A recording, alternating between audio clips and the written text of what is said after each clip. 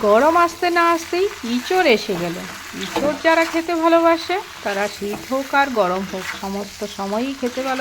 নমস্কার, ত্রিপুরার মেয়ে স্বপ্নার চ্যানেলে সকলকে স্বাগত। কেমন আছো বন্ধুরা? সকলেই যে যেখান থেকে ভিডিওটা দেখছো একটা লাইক দিয়ে ভিডিওটা দেখতে শুরু করবে আশা রাখবো।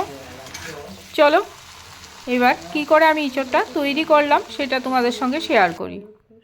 প্রথমে ইঁচড়টাকে ভালোভাবে ছাড়িয়ে নিয়ে তারপর আলু কয়েকটা কেটে নিয়েছি, কেটে সিদ্ধ করে নিলাম। নিয়ে একদিকে অন্যদিকে কড়াতে তেল গরম করে বসিয়ে দিয়েছি, আর এদিকে ইঁচড় সিদ্ধ আমার কমপ্লিট। সেটাকে এবার একটা ঝাঁঝরির মধ্যে দিয়ে জলটা ঝারিয়ে নিয়ে একটু হলুদ আর নুন দিয়ে ইঁচড়টাকে প্রথমে ভালো করে ভেজে ভাজা ভাজা করে নেব। এটা তোমরা ভাজা ভাজা না করলেও পারো, ওই বেশি পরিমাণে তেল দিয়ে তারপর চিংড়ি মাছগুলিকে ভেজে রেখে তুলে সেটাকেও করে নিতে পারো, কিন্তু আমি আলাদাভাবেই ইঁচড়টাকে ভেজে নিয়েছি।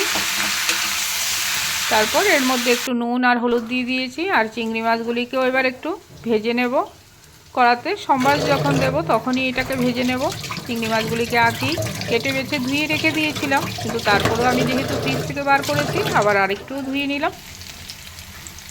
এবার কড়ার মধ্যে জিরে ফোড়ন দিয়েছি, তেজপাতা আর পেঁয়াজ দিয়ে একটু লাল লাল হয়ে আসলো যে চিংড়ি মাছগুলিকেও দিয়ে আরও সুন্দর করে ভাজা ভাজা করে নেব।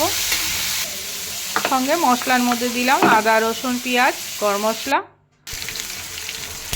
আর জিরের গুঁড়ো লঙ্কার গুঁড়ো, সেটা গুঁড়ো মশলাই দিয়ে দিয়েছি। তোমরা যদি মিক্সারে গ্রাইন্ড করে দিতে চাও সেটাও দিতে পারো। সঙ্গে হলুদ গুঁড়ো দিয়ে কালারের জন্য ভালোভাবে কষানো হবে। এবার তরকারি রান্নার একটাই মন্ত্র, কি বলো তো, যত কষানো ভালো হবে ততই রান্না স্বাদ হবে।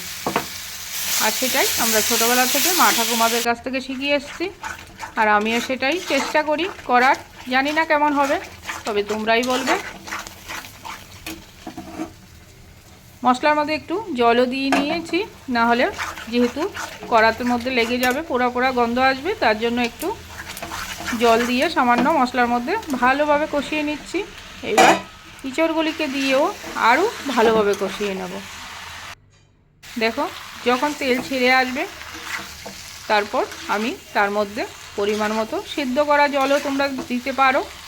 আমি সামনে পাশেই বসিয়ে রেখে দিয়েছি জল, সেটাকেই দেব। পরিমাণ মতো তোমরা দিয়ে দেবে, জলটা দিয়ে ভালোভাবে ফোটাতে থাকবে। আমার ইঁচড় রান্না মোটামুটি তৈরির পথে।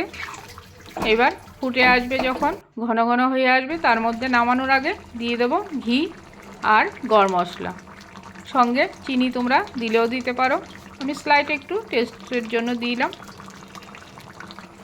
এইভাবে তোমরা সদা সর্বদা ত্রিপুরার মেয়ে স্বপ্নার চ্যানেলের সঙ্গে জুড়ে থেকো বন্ধুরা। ভালো থেকো, সুস্থ থেকো। সামনেই আসছে শিবরাত্রি, সকলেই শিবের মাথায় জল ডালবে নিশ্চয়ই, আমিও করব। আর নানা রকম সাবুর রেসিপি নিয়ে আসবো, তোমরা অবশ্যই দেখবে। সাবু দিয়ে তোমরা অনেকেই কী কী রেসিপি খেতে চাও অবশ্যই কমেন্ট করে জানাবে।